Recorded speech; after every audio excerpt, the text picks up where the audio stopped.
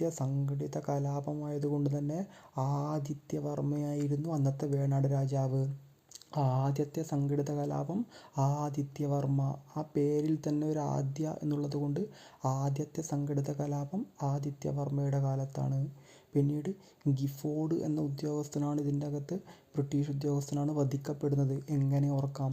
നല്ല ഫോർഡ് കാറിലൊക്കെ സഞ്ചരിച്ചു കൊണ്ടിരുന്നപ്പോഴാണ് ആൾക്കാർ സംഘടിച്ചെത്തി ഇയാളെ വധിക്കുന്നത്. അതുകൊണ്ടാണ് ഗിഫോർഡ് എന്ന് പറയുന്ന ഉദ്യോഗസ്ഥൻ ആറ്റിങ്ങൽ കലാപ സമയത്ത് വധിക്കപ്പെടുന്നത്.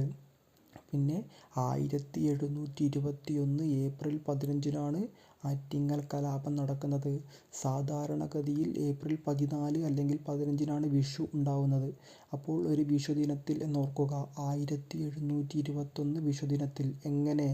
ആദ്യത്തെ സംഘടിത കലാപമായതുകൊണ്ട് തന്നെ രണ്ടിലൊന്നറിയുവാൻ വേണ്ടിയിട്ടാണ് ആൾക്കാർ സംഘടിച്ചെത്തിയത്. രണ്ടിൽ ഒന്നറിയുവാൻ വേണ്ടി എന്ന് പറയുമ്പോൾ 2-1 1721 ഏപ്രിൽ 15 ഗിഫോർഡ് എന്ന് പറയുന്ന ഉദ്യോഗസ്ഥനെ ആദിത്യവർമ്മ വേണാട് രാജാവായിരുന്ന സമയത്ത് ആറ്റിങ്ങലിൽ വെച്ചിട്ട് സംഘടിച്ചെത്തി ആറ്റിങ്ങൽ കലാപം നടക്കുന്നു.